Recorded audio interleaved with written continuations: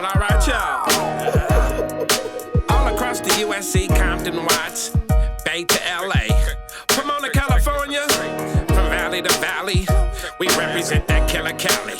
So if you keeping it real on your side of your town, you tune in to Gangster Chronicles. Ew. Gangster Chronicles, we gon' tell you how it goes. If I lie, my nose will grow like Pinocchio. We gon' tell you the truth and nothing but the truth. Ew. Gangster Chronicles, this is not your average show. You're now tuned into the real MC8, Big James, and Big Steel. This is strictly from the streets. Hello. We represent the James. We'd like to welcome everyone to another episode of the Gangster Chronicles podcast, and I'm with my homeboys. Hey, Jay. Chill. You know, back in the 90s, New York ran the game, and then Death Row came and the game changed. You know what I'm saying? 2000 said the South had something to say, and here they are today. In 1991, four homies would come together to further Atlanta's movement. T-Mo, Big Gip, Cool Joe, and CeeLo, now known to the world as Goodie Mob, will hit the scene. One of the first cliques in the South. If the Dungeon family with superheroes, they would definitely be the Justice League. Their debut album, Soul, dropped in 95. Laced with super producer Rico Wade's beats, these brothers showed the world that the South had real lyricists. And they forced the world to bow down, as a matter of fact, you know what I'm saying? And then they came up with the phrase, the Dirty South. A lot of people don't get y'all credit for that, you know what I'm saying? Let's welcome my niggas, the Goodie Mob. What's cracking, y'all? Hey, what's happening? So, bro, Tello. What a great introduction, my brother. Yes, sir. Yeah. Man, that's what we have to do it, man. You know, in the presence of kings, man, you got to treat them as such. You feel what I'm saying? That's why I keep telling your ass, do the intros, nigga. They can't get it. Fucking articulate ass motherfucker. Yeah, I ain't gonna do it like that. Nigga be saying, welcome Goodie Mob to Gangster Chronicles. I'll be done. I can't do all that. I like it though, man. I respect. Hey, appreciate you, brother. Man, good shit. It's all good, man. We gonna have some fun today. You know, back, man, when y'all started, man, I look at the South as our cousins, man. You know, the West Coast and the South, we always got along real good. I see a lot of the homies running around out here. We go, and vice versa. You know, we go down there, man. And, you know, like my roots, man, from Mississippi and Memphis, Tennessee, 8. You know what I'm saying? Mississippi and Florida, James. Yeah, yes, indeed. I'm Mississippi. I'm Gulfport, Mississippi, and Tampa Bay, Florida. Them is my roots. Yeah. Exactly. Damn, I never knew that. That's crazy. Yeah, my mom is from Gulfport, Mississippi, so I took plenty of trips down to Gulfport. Right. Right. And when we used to jump in the car and everything, man, and ride down south, man. And I ain't gonna say, man, that New York was necessarily hating because the fans is cool. They fuck with it, you know what I'm saying? But when, you know, the West first came out, man, because you know, Luke and Mr. Mix from Two Live Crew is good friends of mine. They told me how them cats used to cut the lights out on them when they was on stage, you know, just doing all kind of stuff, man. When y'all first came in the game, man, what kind of resistance did y'all meet from the East Coast? Who want to take that one? Well, I mean, the first video, as soon as we dropped Cell Therapy, we got banned from MTV. They labeled us as racist. So as soon as we came out, we was hit with a ceiling because we was speaking something different than what was going on during the days. But I mean, like you said, it really was never the people in New York. It was just always the people up in them buildings. They just wasn't gonna respect where we was from. And I think we always put it like this, like the first time we went to the Source Awards, that was the first time that I think all of us saw each other in the flesh. We had just been watching all of us, everybody was watching each other on BET. But I mean, that night at the Source Awards, that's the first night I really got to see 8. That's the first night I seen Quick. That's the first night I seen Death Row and everybody in the flesh, Wu-Tang. And I feel like from that night, we left there just feeling like we gonna make the music. We gonna make the music to make them respect us. And I know that's the same way the West Coast felt that night. Like, yo, man, like we ain't earned the respect. Give us the respect. So we left there with that chip on our shoulder, like, we gonna kick your ass, man, for the next 10 years. And we did that. Y'all for sure did that, man, because I know out here, man, And I don't know how they can deem the cell therapy song as racist, man. You know, yeah, because what was basically considered racist, the content that they said y'all was talking about, I mean, or the images of the video. I mean, because MTV, I mean, the video motherfuckers, they was banning a lot of our shit back then. I mean, myself included. You feel me? Right. Yeah, and that's the thing. Yeah. Go ahead, bro. I'm not sure why they wrote it off as racist. And I just think that, you know, the information, that we was dealing with and that we was exposing or addressing, I just felt like they had to be able to classify it in some regard of where they can write it off or default the song, because we was, you know what I mean? Because we was, we was being effective with the information too. It was becoming a hit record at the time. That's what I think. You know what I mean? Yeah, sure. Y'all definitely came with the cell therapy record, man. Y'all talked about that was really like a prophecy almost. All the shit y'all talked about in that record, man, is happening right now. Did that ever fuck y'all up? Well, man, looked at the shit, man. It was some of that stuff was actually happening right then. It just wasn't publicized. You know what I'm saying? Wasn't nobody to speak on it. You know what I mean? So we were speaking on it. Folk just not really connecting with it because it's in everybody's face right now. So we talking about pre-iPhone. You know what I mean? That was before this generation. You know what I mean? It's something totally different. We from a total different time zone, time warp. So the information that we passing right now so fast, it's just, man, I'm just thankful, man, that right now we relevant, man. That people got to hear what we got to say, man. I'm glad y'all were able to hear that shit, man, because the shit, man, is serious right now. If you look at what's going on, we got a different president in place, but what's the underlying issue that we don't see right now? What's the unseen hand right now? You can't get too relaxed. Yeah, we got a vaccine. Who gonna take it? You know what I'm saying? Y'all don't want to take it. I don't want to take it, but some people take it. So it's like, it's a big money play. It's a big money play right now, bro. It's as they say. They using weapons of mass destruction. Exactly. Yep. Exactly. And that's the thing right there. It's like in Atlanta, y'all seen it so different because it's a black city. It's like I was telling Git before we came on, I went down there because my mama lived down there. That shit is like Wakanda. It feels so good to walk in a soul food restaurant without seeing a Japanese person back there cooking my greens. There ain't nothing against Japanese people, but I go in out. When you go to a soul food restaurant, you want to see a big black woman that look like your mom. Yeah. I don't want to do that. Just like if I go to a taco place, I want to see a Mexican dude back there fucking with my tacos. I don't want to go back there and see no nigga fucking with my tacos. Not even on Taco Tuesday. Not even on Taco Tuesday. Well, black tacos is different than Mexican tacos, dog. Yeah, Black motherfucker, you see a nigga back there cooking some tacos, nigga, you finna get nothing but ground beef and cheese, nigga. You ain't getting nothing else. You already know. I want carne asada on my food. And I was always able to make the connection between the South and the West Coast, because we were doing khaki suits and Cortez too. You know what I'm saying? So even in the fashion, you know what I'm saying, or maybe the drawl or the way that we spoke. You know what I mean? I had always made that connection with the West Coast.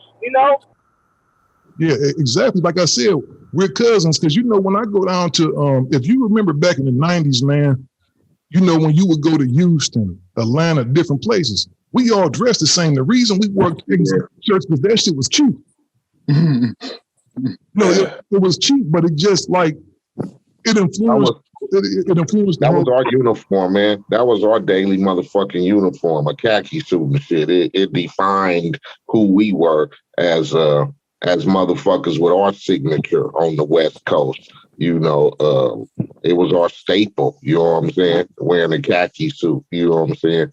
So that's what a lot of picked up. And I think from the South gravitated because, like I said, I went to the South a lot to take trips, summer vacations and shit like that, family reunions. I never ventured to the East Coast.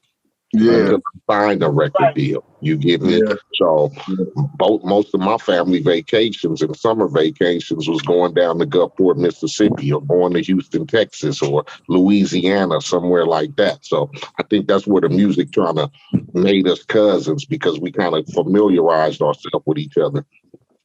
Yeah. It was fun. It was funny because go ahead. No, I'm listening. What's the difference between LA and Atlanta? What's the difference between LA and New York? I mean, to me, I look at real motherfuckers as real motherfuckers. And back then, you had real motherfuckers rapping, the majority of them, and opposed to now. So it really wasn't no different to me. Whenever I went out of town with Suge, you still had to be ready, because, you know, motherfuckers say, oh, them motherfuckers ain't killers down there. Bullshit. Everybody killers. I mean, you know, you got rappers all over the place. But what made it different? I still don't understand that. What's the difference between Atlanta and LA when it comes to hardcore rap? Well, I'll tell you what the difference is, OG. The difference is that in Atlanta, gangsters couldn't be gangsters on the outside, because the gangsters in this city was considered king, was considered Abernathy, was considered those kind of people. Those were the real gangsters, because to us, they beat the system.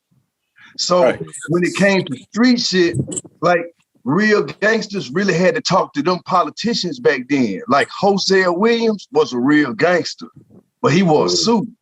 You know what I mean? So it was just the presentation of it was totally different, and it was about damn near it was in the church. Those were church men, but at the same time too, gangsters were they were different. Like I didn't know the difference between West Coast and Southern gangsters till I went to Denver, Colorado. And my cousin used to get up, and that was the first time I got introduced to gangbanging. And when he would get up in the morning, he would instantly get an iron out, do his t-shirt, do his khakis. That was his everyday shit. You know what I mean? Right. I was sitting there like, damn, like, he was like, yo, this our uniform. You know what I mean? This what we do. And I didn't, that was the first time that I got in the car and they went on Who Rides. That was the first time that I heard E40 in the clique. Too Short, y'all. You know what I mean? That was the first time, and to be able to be in a gang-banging environment, when I came back home, I was turned out. Because it was like... Always got love out here. It was like something I had never experienced before. So I didn't recognize what it was until I got into the environment of gangbang. It's a difference when you see people on TV and they wearing the khakis and you like you never knew why Eazy-E wore khakis and had a skull cap on, because you like, y'all in the West Coast, it should be hot every day. But you get out there and see that at night it get cool, you need your flannel. You know what I mean? Right. So when I got to Denver and I got around other gangbangers, I saw how to dress and the environment all made sense. Exactly. Now let me ask you this, man. I understand. That's when I really understood that the uniform with gangbanging is it's a reason why, because they consider themselves soldiers and platoons, and these are sets, and we are, and this is our uniform. And you don't know that when you're watching it from the kid's standpoint on this side of the TV. You know what I mean? When I watch it, you know what I mean? So you don't know it until you get into the environment. Why Cortez is why you wear Cortez. Yeah, exactly. It's the many niggas down here that wore Dickies, them niggas actually used to work on cars. You know what I'm talking about? Working in a warehouse. That type of that'd be their work clothes. I mean, they weren't actually banging, but they was like some family niggas that if you fuck with them, with their family, then it's on. You know what I mean? That's the type of shit. You know what I mean? Like, to this day, I know a 60-something-year-old dude that wear Dickies, and he just wear Dickies because, shit, you can go to Walmart and get your clothes from Dickies.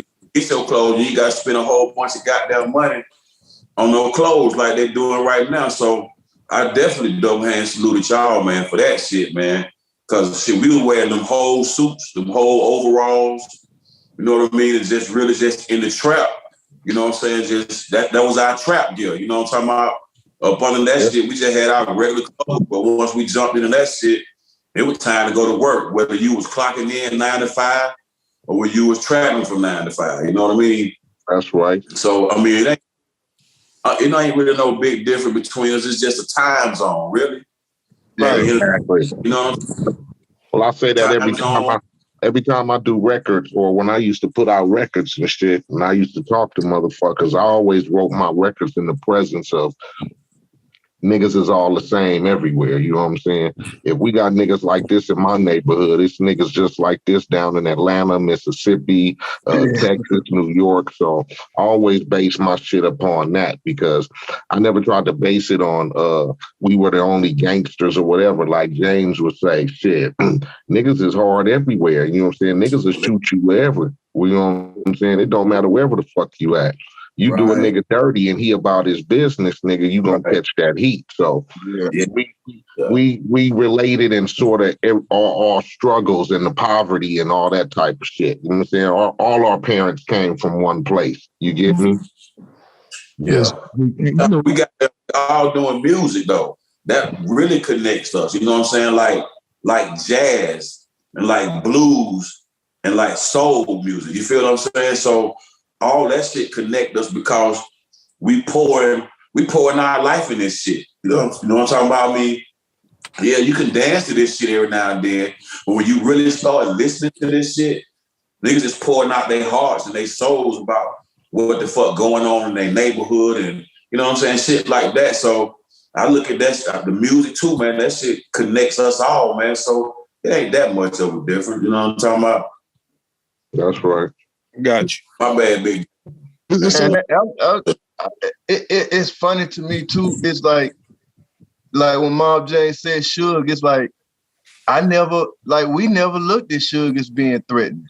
Like we just like where we from, big dudes all the time, you know, big country nigga, you know what I mean? Like he just big, you know what I mean? He was always with us, like we, you know what I mean? So like that, when I got around them, like soon as that night after the Source Awards, that's the first night I met Corrupt and Dad. So it was like we've been cool ever since. Like everybody that I ever met from the West Coast, it's like we still together 20 years later. Like I can go to Dad's house, still where you at, Ricardo? You know what I mean? It's like that's right. Like, for all the ones that we met back then. I mean, I remember when Snoop used to bring Timo and Cujo got their weed to the Lamontrose in the Pathfinder. Finally